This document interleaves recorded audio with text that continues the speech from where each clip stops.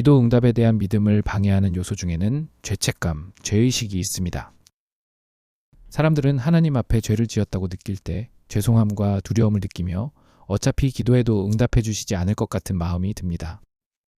사람마다 죄의식을 느끼는 정도는 천차만별입니다. 어떤 이는 지나칠 정도로 죄의식에 사로잡혀 살기도 하고 어떤 이는 심각할 정도로 죄에 무감각하게 지내기도 합니다. 영적으로 민감한 성도는 마음속으로 지은 죄로 인해서도 죄의식을 느낍니다. 우리는 하루 종일 드라마를 보면서 성경 말씀은 한 장도 펼치지 않는 자기 자신에 대해서도 죄의식을 느낍니다. 우리 모두는 하나님께서 기뻐하실 만한 행동이 무엇인지 알고 있으면서도 실천하지 않았을 때, 하나님이 원하지 않는 행동이라는 것을 알면서도 기어이 실행에 옮겼을 때, 심지어 그런 생각을 한 것만으로도 죄책감을 느끼고 하나님 앞에 서지 못합니다. 그리고 그 죄책감만큼 기도와 멀어집니다. 물론 우리가 죄를 아는 것은 중요합니다. 하지만 죄 때문에 죄송해서 하나님 앞에 서지 않으면 상황은 더 악화될 수 있습니다. 성경은 마음으로 지은 나쁜 생각도 죄라고 정의하고 있습니다. 사실상 죄를 짓지 않고 사는 사람은 없기 때문에 죄를 짓지 않은 사람만 기도 응답을 받을 수 있다고 한다면 이 세상에 기도 응답을 받을 이는 한 명도 없을 것입니다. 이것은 우리가 구원을 받는 것과 같은 이치입니다.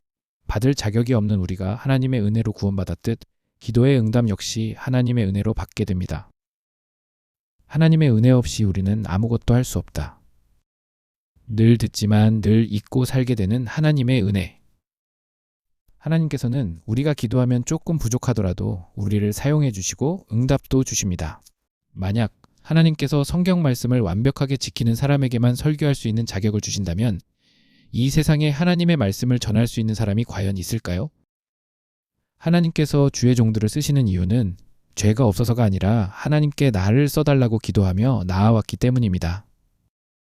이렇게 우리가 죄인임에도 불구하고 응답을 기대하며 하나님께로 나아갈 수 있는 이유는 바로 우리의 죄값을 사하신 예수 그리스도의 십자가 은혜 때문입니다.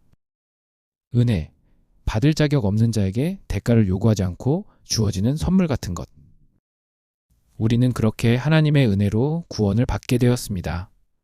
그렇다면 구원은 예수 공로로 받고 기도 응답은 자기 공로로 받게 될까요?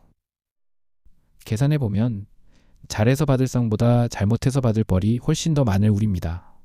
은혜는 언제나 어느 상황에나 유효하고 하나님의 은혜 없이 우리는 아무것도 할 수 없습니다. 오로지 우리의 죄값을 사하신 예수 그리스도의 십자가 공로에 힘입어 간절히 기도할 때 우리는 기도의 응답을 받게 되는 것입니다. 우리는 수시로 넘어지지만 삶 속 시험과 난관을 기도로 극복하며 믿음의 성장을 거듭합니다.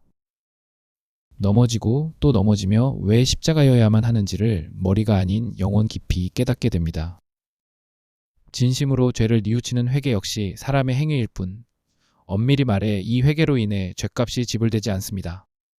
회개는 방향을 하나님께로 향하겠다는 결단의 표현일 뿐, 회개의 눈물 때문에 죄값이 사해지는 것도 아닙니다. 오직 예수 그리스도의 보혈로 죄값이 청산되는 것, 이 사실을 진심으로 믿는다면 우리는 죄에서 오는 지나친 중압감에서 자유를 얻고 오로지 하나님의 은혜에 기대어 믿음으로 기도할 수 있습니다.